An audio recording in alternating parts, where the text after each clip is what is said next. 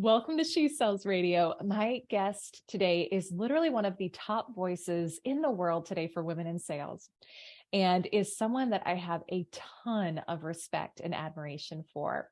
So let me tell you a little bit about her, and then I'm so excited to bring her to you today. Cynthia Barnes is a LinkedIn top voice, a LinkedIn top sales influencer, a 2 times Salesforce top influencer, an international keynote speaker, and founder of the National Association of Women Sales Professionals. And her work's been featured in over 250 major media outlets, including the Wall Street Journal and the Salesforce Plus series. And Cynthia, you and I actually connected years ago. We were just catching up before I hit record, and we found out so many things, including we're literally living in the same city right now, which is crazy. Yes.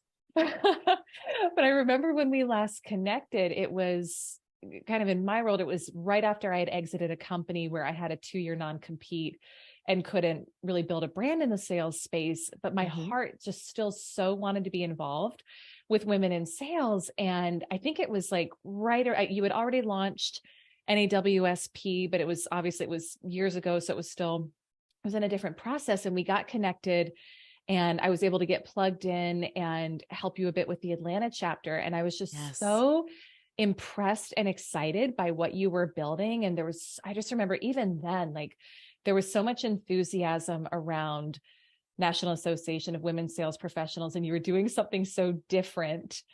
And I'm so excited to catch up today and hear like what's happened now, because I know it's kind of spread like wildfire. And for context too, for our listeners, if you want to go back and hear a throwback conversation, we had Cynthia on the podcast, literally episode 12. So this is, I think our episodes now are going to be in the 200s or 300s at the time this comes out. So wow. Episode 12 came out 3 years ago. We're both now in the Salesforce Top Sales Influencers program. So we've kind of gotten to reconnect in that way. And gosh, I'm so excited to reconnect today. We were chatting at the beginning of the conversation about just for women like us who are growing and leading teams and really looking to create movement, like all the different moving components. And so I selfishly may use this as a bit of a personal Q&A coaching call, because you have just done such an amazing job with building your brand and your team and what you're doing. But I also want to hone in on some of your journey and just the amazing accomplishments you've had over the past few years, and like your core message right now for women in sales. So welcome to the show. It's so good to see you again. Yes, neighbor. I am. Right, neighbor. I am thrilled to be here. Thank you so much for having me. Oh my gosh. Well, here's what I would love to know. I think just to kick off. So again, if someone wants to go back and hear more of your backstory, you've got a super powerful backstory. I remember just digging deep into like your work ethic. And I think a lot of lessons learned from, if I'm remembering correctly, learned from your dad, and kind of just that whole journey in your life. Someone can go back and listen to episode 12 to hear more of your backstory. But what's happened in the past 3 years for you since you came on the show? Let's go there, because I know it's been a lot. A lot. So much that if I don't think we have enough time.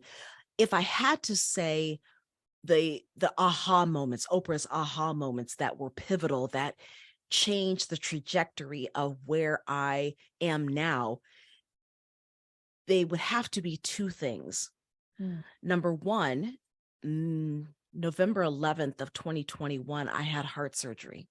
Oh, wow. And that stopped me in my tracks and gave me a new perspective, a mindset shift, if you will, on what matters most. And prior to that, I was infamous for 19-hour days. And I thought it was, a point of bragging rights, if you will. I'm working so hard and I'm foregoing everything to be successful.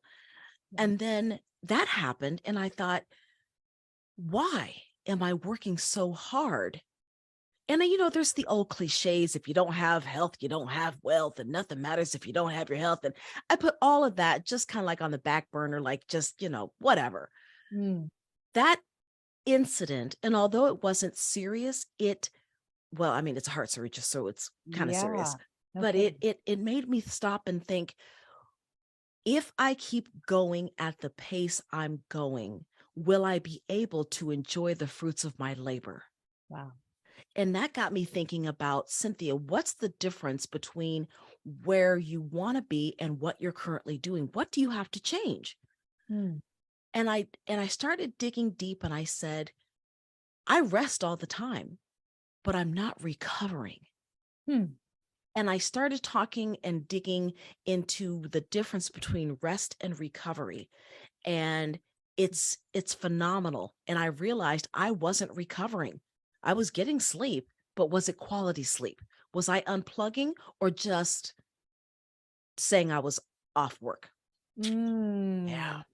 What's the dig deeper into the difference between those? Because I don't think it's something I've ever asked myself or really thought about before. So I'd love to hear more of how do you know if you're just resting or if you're truly recovering? That's an excellent question. And I had to ask myself, what's the difference? So, the difference between rest and recovery is this: we say that we're off work at 6 o'clock at night, yet we go online and we look at social media and we get riled up. Mm. Our adrenal glands are in overdrive. We watch the 6:30 news with Lester Holt, and we look at the latest COVID stats and the inflation and the recession that's looming and whatever the experts say, and our adrenal glands go into overdrive some more. So Mm. even though we're not working, we're resting, but we're not recovering. Yeah. As sales professionals and as entrepreneurs, we spend our days on Yeah. in the performance zone. We're on for our clients, we're on for our teams, we're on for our friends, we're on for our partners, we're on for our kids. We are in a state of constant arousal. And if we're not careful, we will burn out just because it's the nature of the beast. Mm. If Serena Williams spent 10 hours a day, 280 days a year performing at the level she does in Wimbledon, in that performance zone, Mm. she would risk burnout and injury, right? Yeah, of course. The same thing applies to us. So, Yeah. what I learned is that the more time we spend in the performance zone, we need to spend in the recovery zone. Hmm. And recovery is not rest, recovery is not sleep, it's the quality of sleep. It's the meditation, it's the unplugging, it's the digital detox. Mm. Yeah. It's going out for dinner with friends, and the first person who picks up their phone pays. Things like Ah, that. I love that. Yeah. First of all, I don't think I knew that that had been part of your journey. So that's thank you for sharing that. And what a perspective shifter. And it's so aligned with really the focus of this show and this community as well is, people they come in typically, not always, but often because they say, well, I want a certain revenue goal or I want a certain Mhm. sales goal. My own experience in my life has been the more I do the inner work, the more all of that kind of takes care of itself. Yes. So what you're sharing is it's like a different angle, a different perspective. It's something that I hadn't thought about in my life before you said that. Am I truly recovering or am I just resting? So for you, what has that shift looked like? So you were doing the 19-hour days, right? You were Yes. pulling the all-nighters. What changed for you in your life? Like, how do your days look now? And what's your mindset Uh, around what really matters? it goes back to what Mary Kay used to say. As long as you have yourself in alignment, everything falls in place. And Mm. for her, it's God first, family second, and career third. And I used to preach that all the time until last year, and I thought, am I really walking my talk? Ah, yeah. So that was the mind shift. And it was also important for me to get routine, because Mm. routine keeps us safe.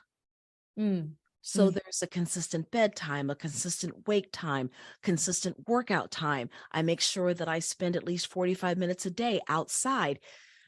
I have identified, and it's different for every person, I have identified what I need to allow me to show up as my best self.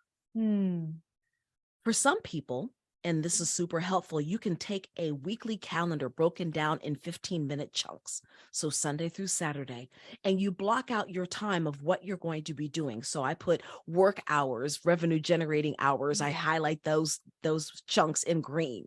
And when I'm spending time with family or going to church, that's yellow because it makes sunshine. It makes me happy. Then I have exercise time, which is blue. And I have a different color coding for every single thing. And I took a look at that and I said, no wonder I feel out of balance. All of my calendar is green. Uh, yeah. Yeah. We can think we're in balance, but as they say, the data doesn't lie. So Right. if you get a visual in your calendar, Sunday through Saturday, every 15 minutes, what are you doing? If it's not equally balanced, then you'll be out of balance and you won't be able to show up as your best self. Hmm. So how did you, I'm imagining now, and you can tell me if it's different, but I'm imagining your calendar looks very different now, right? Yes. Based on the priorities that you've shifted. I can also imagine the fear someone might have of saying, oh my gosh, well, I'm not going to make as much money if I shrink down that green time, or if I decide I'm going to prioritize more of my family or myself. My hunch is the opposite happened for you. I'm curious to hear. But Yes. how did you make that shift, and what has that actually looked like from a results standpoint in your business and in your life? Absolutely. So I was scared because I thought the more I worked, the more money I would make. They just go hand in hand. And that's that old school traditional sales approach, meaning that you've got to put in 125 cold calls, and the more cold calls you make, the more it's a numbers game. Yeah, well, there's also room for evaluation, if Yeah. you will. We all know that work expands to the amount of time you give it. If you give yourself 2 hours to do cold calls, you will take 2 hours. Yeah. So, what if you were strategic with your time, and instead of having the mindset of I'm going to manage my time, having the mindset of I'm going to manage my priorities? Mm-hmm. So when you have that mindset of my priority today is to make 50 phone calls within this amount of time, you will get it done because you will prioritize that goal and you will eliminate all other distractions. If I Mm. give you 8 hours to do it, you'll be on LinkedIn, Facebook, TikTok, looking at texts, all that good stuff. But if I say you have to get it done in this amount of time, you will turn off everything except for that task at hand. Mm. Mm-hmm. Mm-hmm. So has that been, so in your own process, when you said, I'm going to realign how my days fit with my priorities, Mhm. what did that look like for you? Did you shrink down and say, okay, I've got this amount of hours a day that I'm going to work, and I've got to really renegotiate what's important and what's not? Like, how did that, I guess, walk me through what that process looked like for you? I went back to that quadrant that says things are either urgent and important, Mm-hmm. not urgent, not important, urgent and not important, but urgent. And Right. I looked at what fires I was putting out and identified, you know what, I am chasing fires and I don't need to. Wow. So, how can I plan to prevent the fires? And how can I align my schedule with what matters most? And as a result, I now work in 15-minute blocks. Hmm. Hmm. And that productivity that I was able to realize by being focused for those 15 minutes at a time, our revenue has increased 78%. Mm. Wow. Yes, Yeah. it is huge. Yeah. And how many, just for context, on an average day, like how many hours are you working now? Still about 12 Mm. or 13. Mhm. Mhm. Which is still, that's a day. Like, I'll be Yes, real, it is. that is a day. But when you compare it to where it was, what, a little over a year ago, Mhm. right? And it's brain, I don't know, not even, it's almost half, right? We'll Yes, say that it's like almost half, and your revenue has gone up 78%. yes. So, I mean, hello, And right? keep in mind that that day, when I say my day is not all work. So I Mm. take 45 minutes to be outside in my day. So from the time I wake up until the time I shut everything down, part of my day is to do things that make my heart sing and also take care of my health, mind, body, spirit. Yes. So I take 45 minutes outside. I'm 45 minutes on the Peloton. Part of those days I'm with my trainer. Health is very important to me. So I make sure that I schedule it. Ah, well, when you got on, when you got on the camera in the Zoom, I was like, you just look radiant. I mean, you look like you're exuding that energy and that health. And so, um, to see you embody that, I think is empowering for so many women who are still kind of stuck in that old mindset of the more I work, the more money I make, which just, it's not true. Like that No. could be a whole nother podcast for another Yes. day. But if you study truly wealthy people, it's not how much time for the ones who are truly wealthy in all areas. It's not how much time they're working every day. That's not Mm-hmm. it. So Yeah. so you said there were two kind of core defining moments in the past 3 years. Yes. And you said one was after your heart surgery. Mm-hmm. What was the other that you were going to share? I took a look at where the female speakers who look like me are. Mm. And there are not a lot of us. Yeah. And I believe that I have a message to share with the world that's bigger than NAWSP, that's bigger than anything I could possibly imagine. To be able to share that message with the world, I had to level up my speaking career. So I've been publicly speaking since age 16 when I took my first Dale Carnegie course. And this past October, I became the first Black woman to keynote the largest sales conference in the world. Amazing. I Yes. remember seeing that on your LinkedIn. I wanted to ask you about that today because my heart just swelled when I saw that. Like, what was that experience like for you? I can only imagine. I wanted to cry. I wanted to cry because I thought, here it is, 2022, and I'm still the first this, the first that. And it kind of saddened me. And it also fueled my fire because I thought, now I'm paving the way for others to do firsts, giving women who look like me, little girls who look like me, the opportunity and the courage to say, if she can do it, I can do it too. I'm rewriting history, challenging the status quo, and redefining what successful sales looks like. And at least that is very humbling and exhilarating and awe-inspiring. Yes. It's huge. I mean, I got chills while you were sharing that. What, gosh, I'd love to just dig even a little bit deeper into that. And again, it's like, as you share it, at first I thought, gosh, that is crazy that today in this year, you were the first. Like, that blew my mind. And well done, right? Like, well done. What an amazing accomplishment.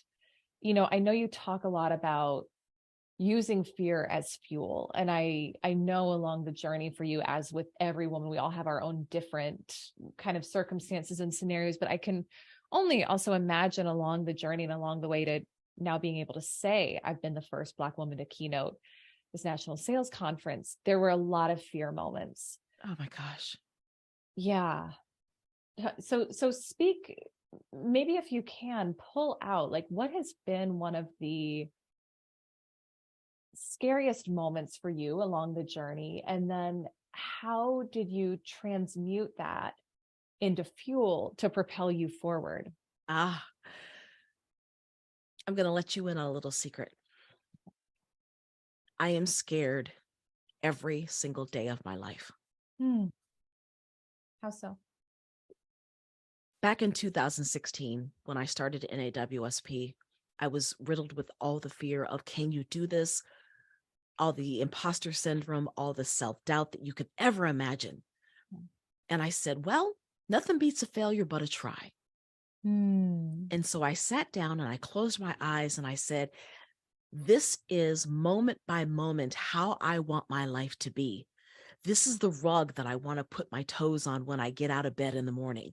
This is the scent that I have when I walk throughout my home. Here's how I want to spend my day with the dogs on the deck overlooking the sunrise. I was granular and specific down to the most minute detail. Mm. And I created the life that I wanted. I live a charmed life. Is it hard? Sure, but it's worth it. Mm. And that fear that I have is I don't want to lose it. I am fearful that if I stop working as hard and as diligently as I do, that it will all come crumbling down. Mm.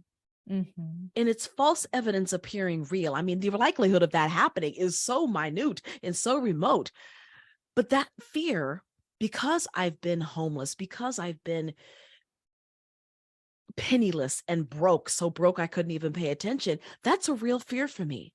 Mm-hmm. And I use that fear as a fuel to say, there will never be another time when someone calls and says, the sheriff is at your door unloading your items. Yeah. Yeah. Mm. There will never be a day, as long as I have breath in my lungs, that I will have to ride 3 buses to get to work. Mm. Never become another day where I have to say, okay, do I choose ramen and peanut butter and jelly, Mm. or can I splurge and get some tuna? Mm. Yeah.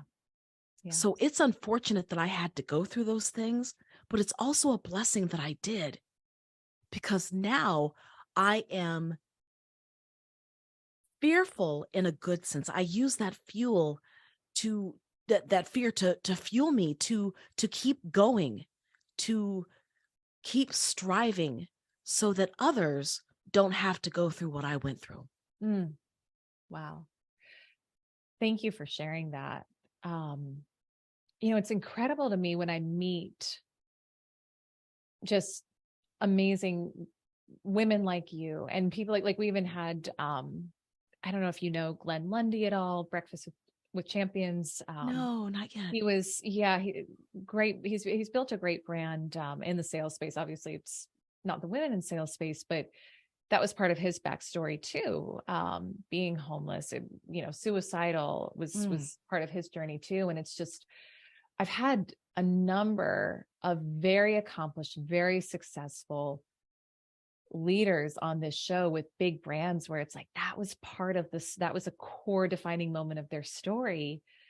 But the key is you leveraged it for fuel for what you want to create. And I want to go into 2 things that you shared there, Cynthia. One is, this is something we speak about on the show a lot too, because like I mentioned before, for me, I've seen the real transformation in sales results and career results has come from the inner work. One of the things I heard you say was you visualized, like when you really decided you were going to change things, you went deep into visualizing about your life, how you wanted things to go. Do you still use that today? And if so, how do you kind of weave that in with the actual doing work in your business? That's a very excellent, that's an excellent question. Mm-hmm. So there is an and I say old because it's from way back when I was in sales as an individual contributor. And the story or the theory is that we have a set point in our minds of what we are worth financially. Yeah. Same thing, your body has a set point on how much you're going to weigh, all that good stuff. So let's say that your mind says, you know what, you're $100,000 a year earner. And you go and you say, I want to earn $200,000 this year. Unless you change your mindset to get yourself to believe through visualization that you are a $200,000 a year earner, you will not make it. Mm-hmm. So the body adjusts, the mind adjusts to whatever you're doing. So if you say that you are a $100,000 a year earner and your income goes 10% above that to 110, you will literally sabotage anything that gets you to go above 110 per year. If you earn $110,000 by the third month of the first quarter, you will literally not make any more until you change your mindset. And the reverse is true too. If we think of ourselves as a $100,000 a year earner and we dip 10% below to 90%, we will scramble to get back to that $100,000 a year mindset. That being said, you've got to see yourself making whatever it is that you want to make. And it's not about the money, it's about the experiences that the money allows you to have. So when I talked about my toes hitting the rug in the morning and what kind of rug I want, that's different than going through Amazon saying, you know what, I'd like to have that fuzzy rug. No, I can feel my toes in that rug and I want that rug. I keep a spiral binder, a spiral notebook of all the things that I want. And I write down what I want. And it's not about the material, but if I see something, I want it. And I work hard for it because I'm a visual person. Yes. Yes. Oh my, you were preaching, you're speaking my language here so much. There is so much of my own journey that when I kind of my leap from 6 to 7, I know 100% it was raising my financial set point. Like I know, because I did not feel worthy of 7 figures for the longest time. Right. And once I did, it happened and it happened fast. So I was going to ask a different question. I want to ask this instead. Because I think this is one of the biggest challenges I hear from women in our community. And this is something I've come to believe is your level of income will never exceed your level of self-worth. Right. Right. And so on your own journey, did you face the unworthiness feelings? Did you face, like, you've got your notebook there. These are the things I want. And along with that, as you identify those and write those down, do you run into parts of you feeling unworthy of those? And if so, how do you work through that? Every single day. To the point where this is not silly. This is what it takes for me. I have on my bathroom a sticky note that says, I am worthy enough without even trying. Oh, I love that. Because that visual reminder of Cynthia, you are worthy. You are worthy of every single thing that you want and are willing to work for. Yeah. I am worthy enough without even trying. I have motivational sticky notes everywhere. Everywhere. I have the I Am app that has positive affirmations that pops up every hour to say, I am this, I am that. I am challenged, like most people are, with that little voice in your head that says, who are you to think that you can do this, this, and this? And I stop and I say, okay, I hear you. And because just like in sales with a prospect, you have to do a pattern interrupt. I do a pattern interrupt with myself and I say, cancel, cancel, cancel. I hear you. And I first of all ask myself, is it true? Is it true that I'm unworthy? No. Second of all, is it helpful? Is it true? Is it helpful? Chances are, even if it is true, let's say that I am a bad driver. Is it helpful? Nah. But that inner critic is there for a reason. And I always say, you know what? Why not me? Why not me? There is no one on this earth more special, more capable, more hardworking. Why not me? I love that so much. And I'm just guessing, again, you can tell me what really happened for you, but that played in as the first Black female to keynote this conference, right? Did that come up, some of the limiting beliefs and doubts of like, oh my gosh, who am I? And how is this happening? Did that come up at all or no? Every single thing I doubted. I doubted how I showed up on stage, what I wore, what I said. Should I tell this story? Is it too raw? Is it going to be offensive? And I said, you know what? Be authentically you, Cynthia. Be authentically you. People are going to like you, hear what you have to say, or they're not. Either way, you would do yourself a disservice and do them a disservice if you don't show up authentically. So I showed up authentically me. I love that so much. And that question of why not me? Why not me? Why not me? That's one of the biggest, I'm taking so much from today, but that's one of the biggest things I'm going to take from today to remember, because I know for everyone listening, every woman in this community is going for some sort of up level in her life, career, financial, life circumstances, a new home, whatever it is. And to switch that question from, well, who am I, to why not me? Yeah. Is one of those powerful questions you can ask yourself. Yes. So, Yes. this And is, yeah, go ahead. I was going to say, if you think about this, and I'm a visual person, Right. so imagine you get to the end of your days, and regardless of what religion you are, you get to the after, and someone meets you at the pearly gates, and they say, Cynthia,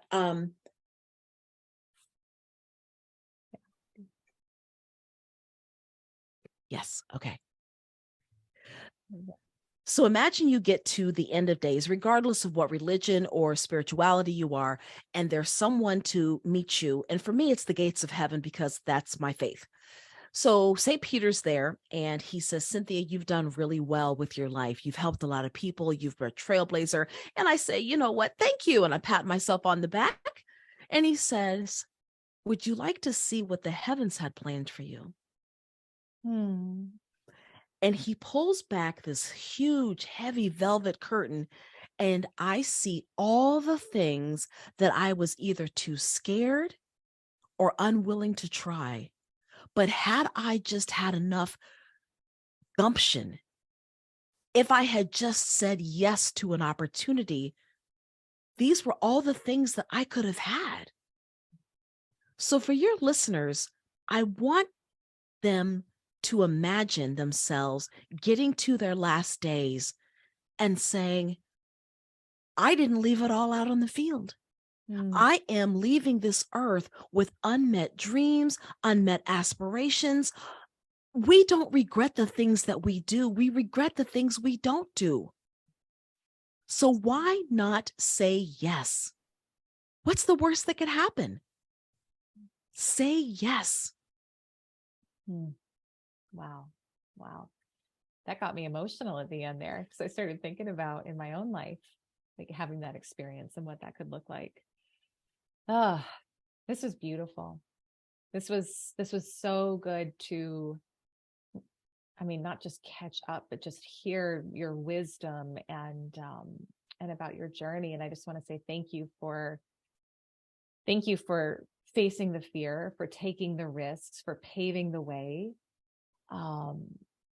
for women across the world to be able to say, why not me, and go for what they want. So Cynthia, if someone wants to connect, find out more about you, your work, bringing you on as a speaker, joining NAWSP, what's the best way for them to get in touch? Please reach out to me on LinkedIn. I am quite active on LinkedIn, and I would love to hear from you. Let me know that you heard this episode with Elise on the She Sells Radio. And Elise, thank you so much for all that you do. Being a working mother, a leading influencer, and doing an entrepreneur, leading a staff, building a legacy for your children to be proud of, to say, you know what, my mom did that. It's not easy. It's not easy. And you do it anyway. You do it anyway. So on behalf of all those women who look to you and say, if she can do it, I can do it, to your kids who down the road are going to look back and say, well, why not? My mom said I can do anything I put my mind to. Thank you. Thank you. I received that. Wow. What a beautiful conversation. So Cynthia, thank you again. I'm so excited for what you're going to do next. I hope we can have you on the show again in less than 3 years. Yes, please. Yes, please. I know there's going to be so much more. So thank you again. And thank you. Yes, absolutely. To you, my listener, gosh, do yourself a favor. Go connect with Cynthia on LinkedIn, get plugged in with her community, with what she's building. And I hope you really take this wisdom to heart about what really matters as you're on your journey. And remember to ask yourself that question of why not me? That's a big thing I'm taking with me today. So as always, thank you so much for being a listener of She Sells Radio. I will see you on our next episode.